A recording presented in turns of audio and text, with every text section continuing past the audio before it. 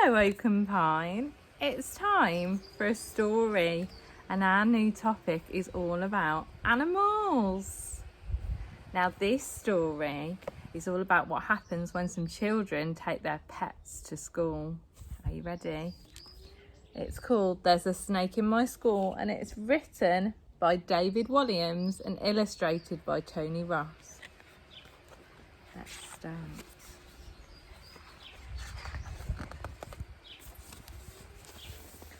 Mr. Bright had told all the children in his class it was bring your pet to school day. Everyone rushed to the playground to meet the animals. There was a stupidly cute gerbil, a tiny goldfish, a fat cat, a 100-year tortoise, and a tall dog. Last to arrive, as usual, was a little girl called Miranda. She was riding on the back of an enormous slithering snake.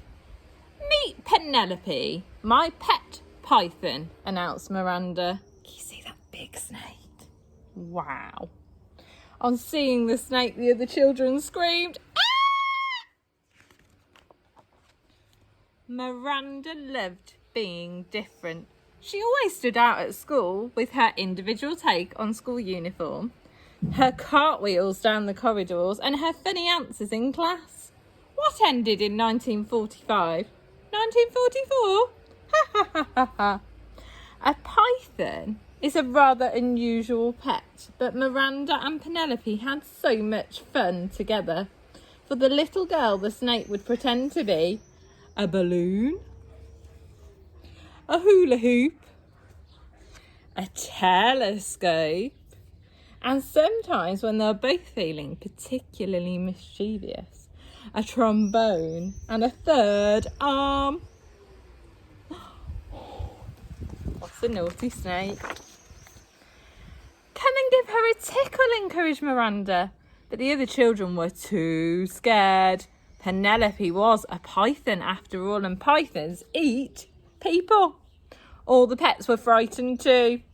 The large dog yanked on his lead, sending his tiny owner flying. Ah!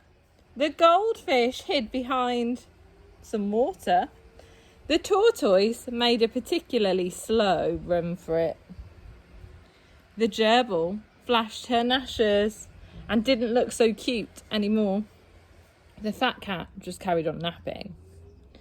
Miranda slid down her snake. Whee! The little girl tickled her python under the chin. Tickle, tickle, tickle, tickle. And the snake smiled. See, she said, she's very friendly. Soon everyone was gathered to marvel at Penelope. The python loved attention and made a climbing frame for the children to climb on, steps for them to step up on, and a fireman's pole for them to slide down on. Penelope even helped the children learn their numbers, although she could only go up to 9. 1 + 8 = 9. This was turning into the best day of school ever.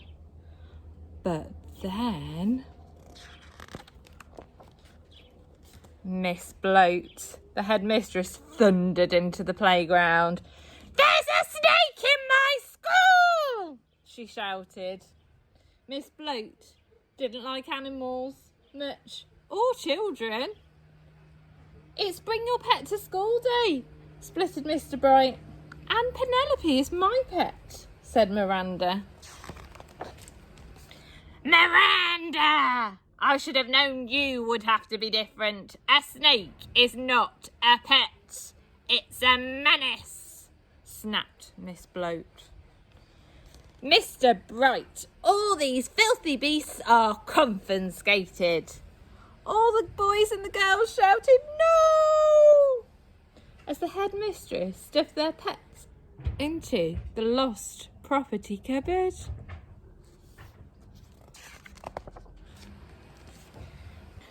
"This disgusting thing is coming with me," bellowed the headmistress, and with that she dragged the poor python along the corridor to her office. "Where are we going to put Penelope?" asked Miranda. "In the bin."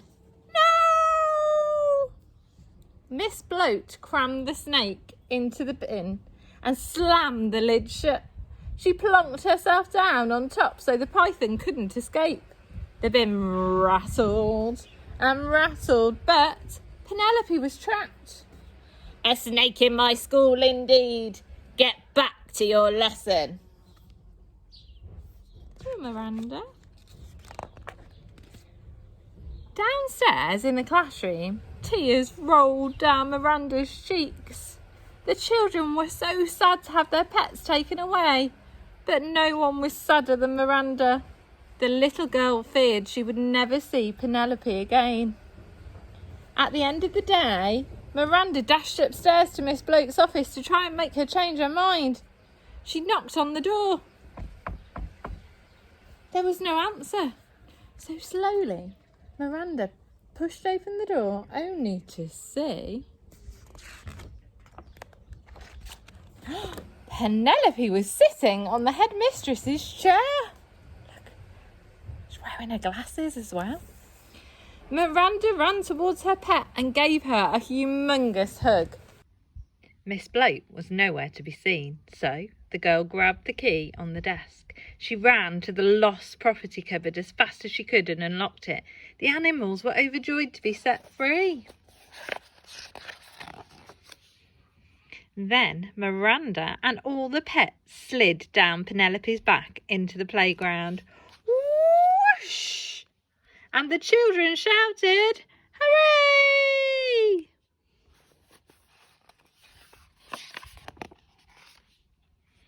Penelope entertained everyone again. She made a seesaw for them to seesaw on, a swing for them to swing on, and a skipping rope to skip with, a wheel for them to roll in. Penelope even helped some of the younger children with the alphabet, although it was hard to do an X. As for Miss Bloat, she'd completely disappeared. So Mr. Bright was made the headmaster. Now the children were allowed to bring in all of their favourite animals whenever they wanted. The school became home for every sort of fantastic creature. An ostrich, a giraffe, a tiger, a gorilla, an elephant, a kangaroo, a crocodile, and even a colony of penguins. But the star attraction was always Penelope, though Miranda noticed there was something different about her python. There was a big bulge in the snake's tummy, a bulge in the shape of Miss Bloat. But the little girl thought it was best not to say anything. "Let me out!" I hope you enjoyed that story. I'm really looking forward to learning about animals with you, and this week is all about pets. If you've got a pet at home, I'd love to see a photo and hear all about them. I'll see you soon. Bye.